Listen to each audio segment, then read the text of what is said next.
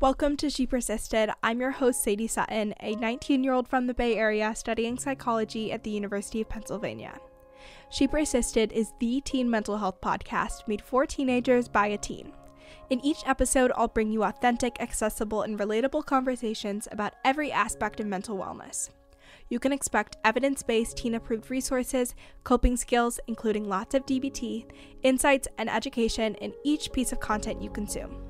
She Persisted offers you a safe space to feel validated and understood in your struggle, while encouraging you to take ownership of your journey and build your life worth living. So let's dive in. This week on She Persisted. Here's my advice. Grief sucks, and it sucks big time. Lean into the suck as much as you can. Lean into it. What do I mean by that? If today you're feeling really sad, just acknowledge that you're feeling sad. Feel the emotions. Sometimes I tell grievers, just put your hand over your heart and see if you can tell what emotion that is. I miss him. And then just say, man, I really miss him. And try to hold on to that emotion of missing him for as long as you can before your mind changes the subject. Hello, and welcome to She Persisted. Today we are talking about a very important and relevant topic because it is the holidays, and grief is something that can come up for a lot of people, especially around the holiday season as you participate in traditions and spend time with family members and friends. If you have lost a loved one, it can be a really difficult time to navigate emotions that come up, and your mental health can struggle as a result. Today's guest is Sharon Brubaker. She's a grief specialist. As many of you guys know, grief is a subject that most people are not comfortable with, but it's really unique in that it's one of the few things that will affect every single person at some point in their life. And so Sharon is on the podcast today to talk about why we don't teach grieving skills at a young age. We talk about navigating grief as a teenager and what specific coping skills teens can use if they are grieving. We talk about Sharon's own experiences. We talk about how to support someone grieving, what you can do, what is helpful, what's not helpful, and really just a all-encompassing conversation about how to navigate grief yourself or support someone that is experiencing that. I learned so much in this episode. I know that you will as well. Huge thank you to Sharon for coming on the show and being so vulnerable and diving into a topic that we haven't covered before, but is so important because, like I mentioned, grief is something that everyone will experience. So with that, let's dive in. Well, thank you so much for joining me today, Sharon. I'm so excited to have you on She Persisted. How exciting. This is going to be so cool. I've been waiting to do this interview. I'm so excited, and I'm so happy to have you here. I have never done an episode on grief before, but it's something that so many teens deal with, so I'm so excited to have an expert perspective to give all the best tips in navigating it yourself and supporting someone. Yeah, and this is why I was excited to be here, is because we're not talking about this enough, and we're definitely not talking about it for our young people, right? Yeah. And here's the other thing. We don't call it grief. That's the problem. All the things that hurt our heart and make us feel broken, we're not calling it grief. Yeah. And that's why people think grief only goes with death. Yeah. What are some other labels that people use for grief as an emotion or an experience other than actually labeling it? So, breakup of a romantic relationship, right? Mm-hmm. How about, and I'm going to try to think of some things for this age group, but yeah. Really liking a guy and then him going for your girlfriend. That's a grieving experience, that would be rough. Right? Yeah. Yeah. It's rough. Right. And so having him go for your girlfriend, or, having friends, we do a lot of this as girlfriends. We're in there, we're supporting each other, but then all of a sudden we turn on that friend. That's a grieving experience. A grieving experience is anything that your heart feels that hurts. Anything that hurts your heart is a grieving experience. Unfortunately, we only use it with death, but being bullied in school is a grieving experience. When I was a senior in high school, I tell this story quite often. Now I'm telling it on a podcast. My boyfriend that I was in love with and thought I was going to marry for the rest of my life got another girl pregnant. Oh my Talk goodness. about a grieving experience. Yeah. I mean, think about that. Here I was totally in love. He was my first love. I loved him immensely. I believe he loved me also. I just think we got, things happened and we got confused. And then he started hanging out with this other girl, and then she got pregnant. I had to keep going to school and keep seeing her get bigger and bigger. So that was a grieving experience. So anything that causes pain in our heart is a grieving experience. So let me just list a few. Abortion, breakup of a romantic relationship, Having someone in your family go to jail, adoption. If your parents were to adopt and bring in someone new, that's a grieving experience. Having your pet die, your bike getting stolen, your computer breaking, all of those are grieving experiences. Yeah, I think it's really helpful to have the ability to describe it and pinpoint what you're feeling. I think all of those experiences bring up so many emotions, but being able to label that as grief brings a lot of clarity, and then also a sense of peace, because you're like, okay, I know I can ask for how to deal with this, or I know how to deal with this. When you're like, I'm angry, I'm confused, I'm upset, I'm sad, I'm guilty, all of these different things, it can be really difficult to process through those emotions because you don't even know what you're experiencing. 100%. Imagine if in kindergarten we taught kids grief. Where would we be? You know, you and I be as women, adults, right? If I had to learn grief at a very young age, and not even grief, if I had learned processing emotions, right? So I'm in kindergarten, I get bullied, I run to my teacher. She uses it as a teaching opportunity for the whole entire classroom instead of just saying, and oh, then it's honey, a core memory for you for the rest of your life. Of your life. And then you're on a podcast and you start talking about it 20 years later. I'm way older than 25 years old, but 50 years later. So if we did that, what a difference, and how much more prepared we would be if we talked in, I'm going to put quotes up here, emotions. That hurt. That made me sad. And here's the deal. We have to be allowed to say it, but the person hearing it has to be able to receive it and not comment on it or try to fix it. Yeah. And I think even the pivotal piece of learning how to validate and be there for someone else's emotions, and then having a better skill set of how to cope with those yourself, are two things that are so missing from our current education system. And as you get into middle school and high school and your teenage years, and you have all these really intense emotions and you don't know how to deal with them, I think it would do wonders for the rates of mental illness and mental health challenges that so many teens are experiencing. I agree with you 100%. And so this is the example that I give. If you can imagine a big giant heart, right? A big old red heart with two big eyes and two big ears just hanging off the end. That's all you need to be, is a heart with ears. You know what's missing? The mouth. You don't need to say anything. Whenever your girlfriend or your boyfriend or your cousin or anybody comes up to you and just starts sharing, just listen. Listen to what they're saying. Don't offer advice. Don't try to fix it. That's what we try to do. We want to give them, man, there's plenty of fish in the sea. You'll find another girl. Let's go out right now and start drinking. Let's go do this. Let's go do that. And the truth is, grievers just need to talk. They need to talk. They need to hear their brain say the thing out loud. Yeah. So in addition to talking through it, what skills are helpful to have in your toolbox when you are grieving an experience or relationship or whatever it is that is bringing up that emotion? So I teach also about a brain dump, literally just getting a piece of paper and a pencil or a pen and just writing everything out. And hear me out on this. It doesn't have to be a paragraph or this is how I'm feeling or put a bunch of the emotion words. I don't like my math class. I don't like having to pay for my insurance. This is hard. Really just writing it out is a great tool for ourselves. Or like a letter to the person, like your situation with the boyfriend, writing a really long letter being like, this is so terrible. How could you do this? You don't have to send it. But getting that out, send it. Is so therapeutic. Don't send it. don't so mail that one. The other thing is having that one or two people in our back pocket that we can talk to, right? That are really there for us to talk.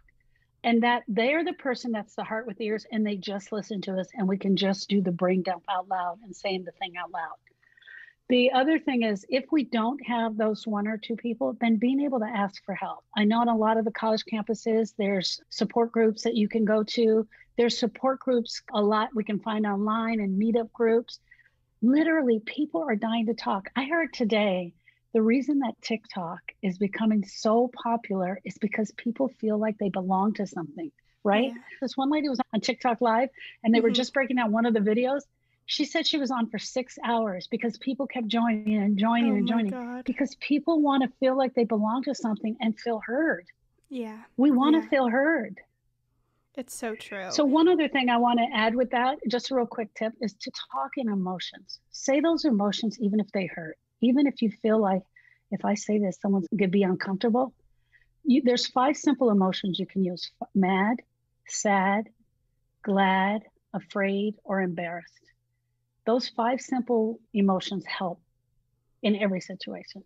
When is it time to ask for support and kind of maybe realize that something isn't going as well as it could? I mean, of course, all of these emotions arise. It takes a certain amount of time to be able to go back to not even functioning normally, but return to all of these activities and interests that you had before when you're grieving. And it's interesting because when they wrote the DSM, I don't know if it's the most recent version or the one before, when they were talking about the diagnosis for depression, there was this caveat where it's like, unless you've lost a loved one recently, where all these symptoms are normal, unless you've lost a close family member, friend, etc. And it's in the book Lost Connections by Johan Hari, and he talks about, but there's no timeline there. It's like, this is normal if you have lost a loved one, but what if this has been going on for a year or 2 years? Then it's not normal. So when would you counsel a listener to maybe ask a parent or a counselor, a close friend, for some further support, almost like warning signs or things to be aware of if you feel like, okay, maybe this grieving process isn't something that I can do alone? So a couple of things. Number one, the DSM-5 doesn't have the word grief in it, and It hasn't until this year. No, I'm not correcting you. I'm just telling you, they haven't until this year. And there's a reason why. A grieving experience happens in our heart. Yeah. There is no pill that somebody can write you, and no doctor can say, oh, you're grieving? Oh, your boyfriend got a girl pregnant at your school? Let me write you a pill. Yeah. There's no pill, right? And it's almost like a catch-all for feel however you want to. Let's not do anything about it. It's expected. It's the course of action here. Yeah, exactly. So that's number one. There was no, and then recently this year, I believe they added complicated grief, which I don't believe is, I don't want to go against anybody in the medical field. They're going to think I'm crazy, but I think all grief is complicated grief. That's number one. Number two, we get a lot of misinformation from people giving us advice. And one of the bits of information they give us is, oh, honey, just give it time. Yeah, it'll get better in time. It'll get better. Just give it time. Well, how much time? That's what I always say. How much time? That when that thing happened to me in my senior year of high school, I came home grieving. I didn't know it was grieving till now. I came home every day and went to bed and put the covers over my head and cried. I didn't feel like I had anyone to talk to. My mother didn't know what to do. And so at the end of 1 year, I was just like, okay, I'm better. Guess what came back to haunt me 10 years later? That experience, because I never dealt with it. So is there a time limit on grief? Hear me out. There's no time that's going to heal this broken heart. It's the action steps that we take within time. What are the action steps? Listening to this podcast, talking to someone, just talking about how I feel, going to my school counselor and saying, hey, this is not getting any better. I'm having some crazy thoughts. I need to talk to somebody. Those are the action steps. Picking up the book, going in the library and finding a book on grief or finding a book on a broken heart and reading it is an action step. So everything that you do to move you towards healing, move your heart towards healing, is an action step. So it's the action steps within time. If I did nothing, which I did when I broke up with my boyfriend, if I did nothing, eventually the intensity over time is going to drop down and almost feels like it's taken care of. But the truth is, anybody can come up and just say something and remind you of that moment, and you're right back there again. Today's episode is brought to you by Teen Counseling. Teen Counseling is an online therapy program with over 14,000 licensed therapists within their network. It is BetterHelp's branch of online therapy for teenagers.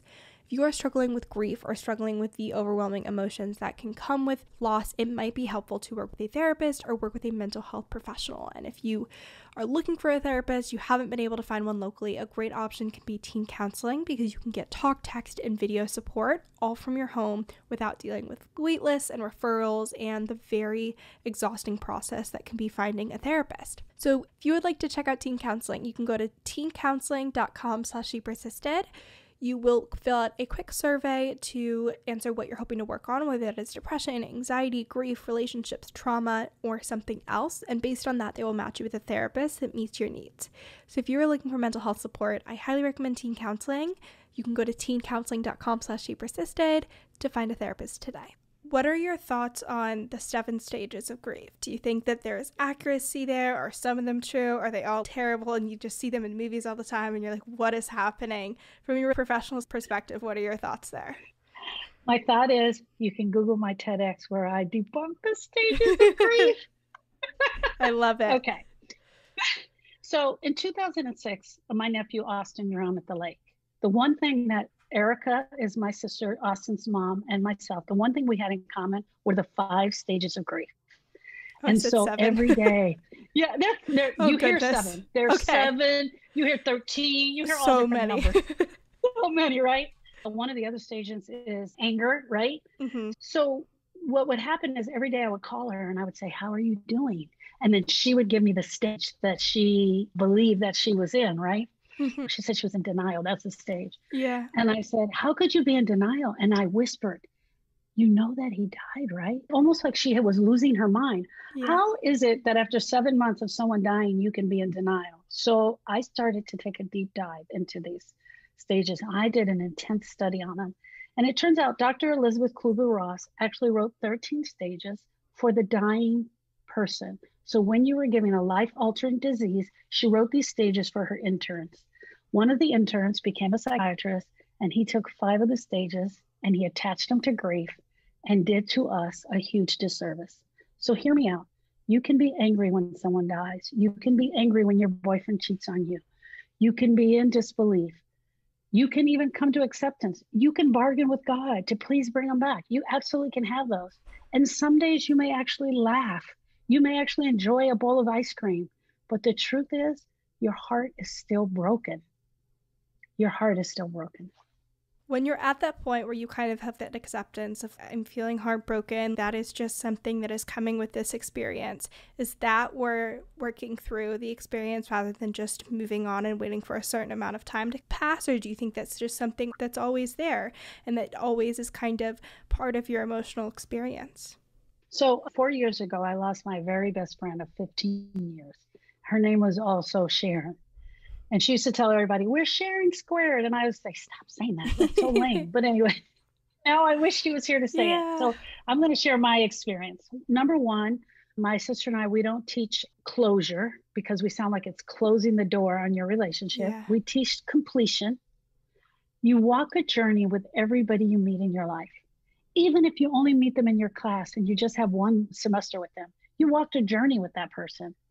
I walked a journey with Sharon from the day that I met her until the day she left this earth. We were best friends. We were inseparable. We talked on the phone 10 times a day. We could talk about what color drapes to hang in our living room for like 3 hours, right? When she left, I needed to complete my relationship with her and come full circle. Now, there are days that I absolutely miss her. There are days that are, man, I really need Sharon. I could talk to her about this. She would give me the best advice. There are days I absolutely missed her. But I am living my best life and filled with love for her. I'm really filled with love for her. I will miss her until the day I leave this earth, but I'm not broken. I can function. I go to events. I talk about her. I can look at pictures of her and I together. If you met my sister Erica, you would say the same thing about her. She talks about her boys. She shares about her boys. Last week she was at the fair. You know, she travels. She's living her best life with them in her heart, and she knows that she had a relationship with them, but she's not broken. I do meet people 10, 20, 30 years. It's as if they just had the loss because they didn't do the work. Yeah. So in those early days, what is the first step or first couple of things that you can do to either sit in that emotion, whatever those beginning parts of the work is? And it's probably definitely not diving through it or being like, this relationship is complete, next step. But those early days when you're like, okay, I want to start to work through this. I don't want to just avoid, but it's still really raw and real and overwhelming. What advice would you give? That's a great question. I love that question. So what we find that most grievers do is they do one of 3 things. They resist. Who wants to grieve? Yeah. They resist. It's almost like they push back. They react. So we react by crying. Sometimes we think by reacting, by yelling and screaming and causing a big scene, that we're getting out grieving emotions, but that's just reacting. Or we avoid. We avoid altogether. Okay, I'm not going that way. Oh, I'm going to go to sleep. I don't want to deal with this. Remember, I said I came home and put the Yeah. covers over my head? So we do one of those three things. Here's my advice. Grief sucks, and it sucks big time. Lean into the suck as much as you can. Lean into it. What do I mean by that? If today you're feeling really sad, just acknowledge that you're feeling sad. And just like you said, feel the emotions. Sometimes I tell grievers, just put your hand over your heart and see if you can tell what emotion that is. I miss him. And then just say, man, I really miss him. And try to hold on to that emotion of missing him for as long as you can before your mind changes the subject. Yeah. And then the next time it comes around, try to do it again. Be open, talk, cry, feel comfortable crying in front of people, journal if you have to. If people are not safe, if you're around someone and they're not safe, then don't talk to them. Don't share with them. If you need to sleep, sleep. If you go without doing self-care for 5, 6, 7 days and you don't take a bath and brush your teeth, more power to you. You will not feel like eating, and that's okay. Your body will not let you starve. That feeling to eat will come back. Typically, most grievers around the 3 to 4 months are ready to start at least talking about doing some work, and they're really ready to do the work around 6 months. Prior to that, your body is in such disbelief that this has even happened. You got to just let it start coming in a little bit at a time and a little bit at a time. What advice do you give for people, not that have a warning sign that a grief is coming, but if you have a loved one that has like a terminal illness, or you are losing a friend that's moving away or something like that, maybe you're like, something's not right. Is there ways to kind of not really prepare yourself, but I feel like those stages of grief, if you can even call them that, those emotions do sometimes show up there as well, whether it's the denial or the bargaining or the problem solving. So what advice would you give if it hasn't happened yet, so you're not even able to process those emotions, but you know that you're going to be dealing with grief in the upcoming months, years, etc.? So a few years ago, my father passed away of cancer.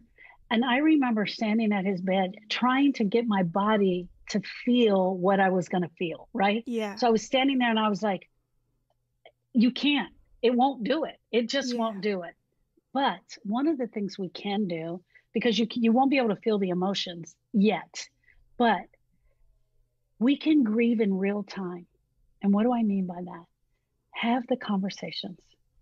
Have the conversations. There was 5 of us. We went to our dad's bed and we had a really great conversation with him. And I said to him, thank you so much for being on this journey with me.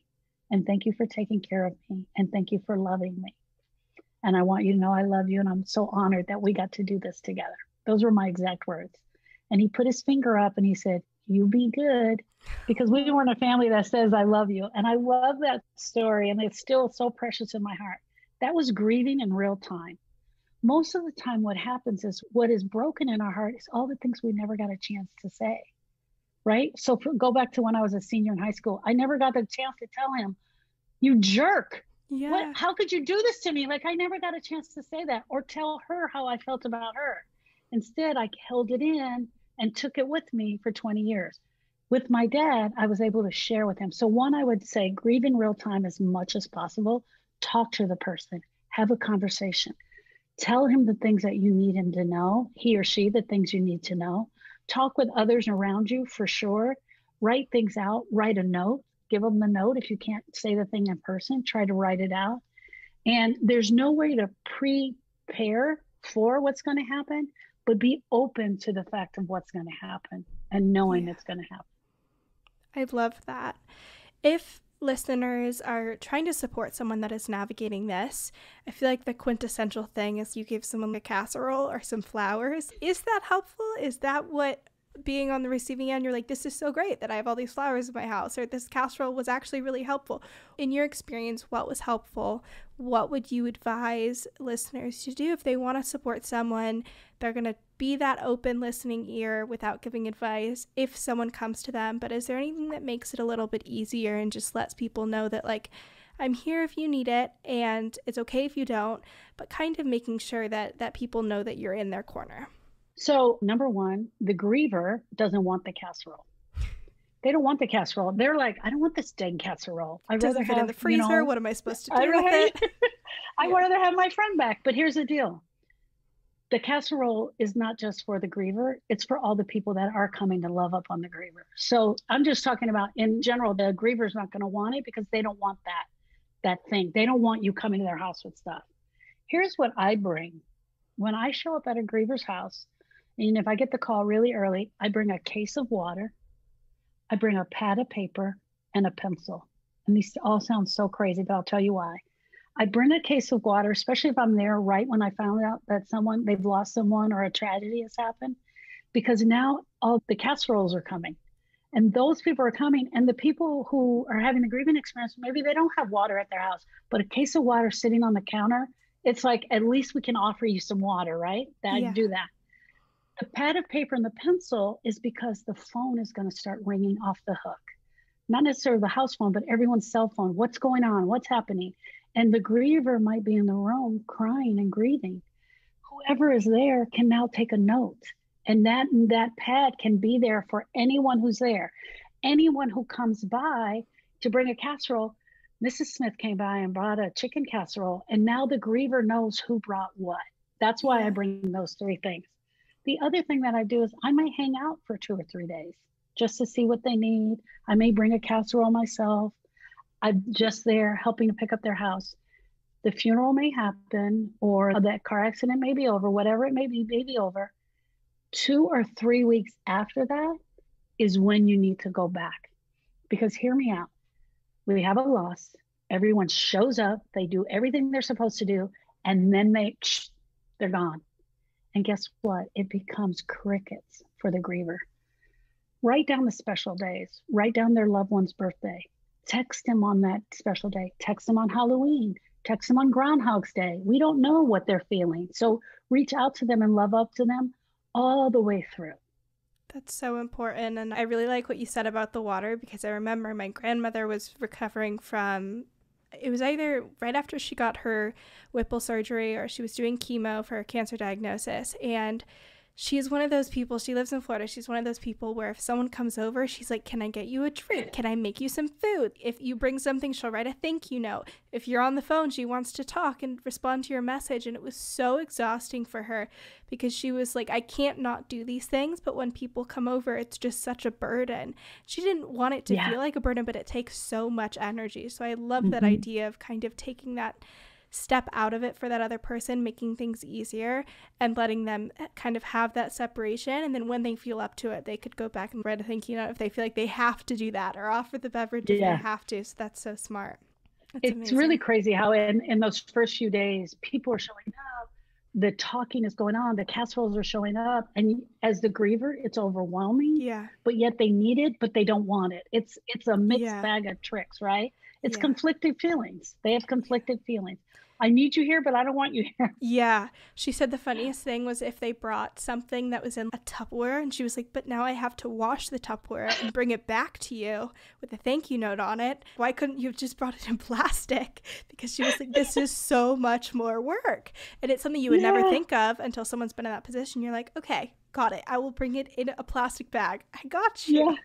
So they have less So we had work a to do. friend. Yeah, exactly. We had a friend and their son tragically died by suicide. And I showed up with the bottle of water, the notepad and the pencil. And she was like, why'd you bring me a notepad? I said, I just brought it in case you need it. I'm going to leave it right here on the table. Well, because of their situation, they were getting calls from police detectives and newspapers. And she called me 3 days later. She was like, thank you for that notepad. It's like everybody's been writing it and they've been using it and it has helped so much. And how I figured that out was I brought a notepad over when Austin died, and we used the notepad for everything. Yeah. People are flying in. Oh, so-and-so is coming to LAX. They're going to be on this flight. This one's coming here. They're going to be on this flight. So everybody can use the notepad. That's so smart.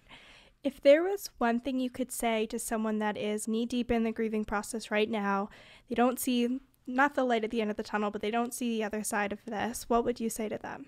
It's going to get better. I promise you. I promise you it will get better. You need to get some help because we don't know. We didn't come here with an instruction book on how to grieve.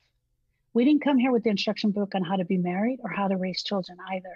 So why would we think we knew how to grieve, right? Yeah. For me, I've had to learn how to be married. I've had to learn how to raise my children. I've also had to learn how to grieve. Reach out and get help from anyone that you can. There are a lot of support groups. There's a big giant group called Grieve Share. Sometimes just being in a room with someone else who speaks grief can make a huge difference in our life. Absolutely reach out. Reach out to myself and Erica. You can find us at SharonBrubaker.com. We're available all the time. Journal about it for sure. Record it. Make videotapes of it as you're going through it so you can remember what you're going through. But more importantly is do something. Get some sort of help, whatever you feel you need. And simply talking about it makes a difference. So it's like taking your heart and emptying it out when you get to share all that, even to the ugly cry, where snot's running down your nose and you're just like, it will help. It relieves some of the pressure.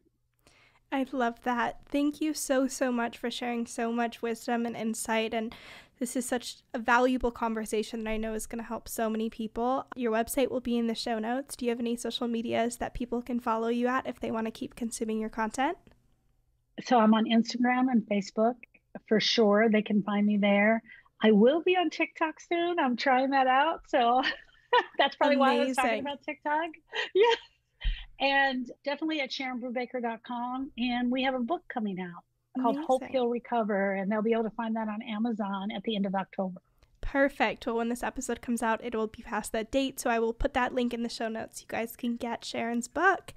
Thank you so much. Thank you so much for listening to this week's episode of She Persisted. If you enjoyed, make sure to share with a friend or family member. It really helps out the podcast. And if you haven't already, leave a review on Apple Podcasts or Spotify. You can also make sure to follow along at She Persisted Podcast on both Instagram and TikTok, and check out all the bonus resources, content, and information on my website, shepersistedpodcast.com. Thanks for supporting, keep persisting, and I'll see you next week.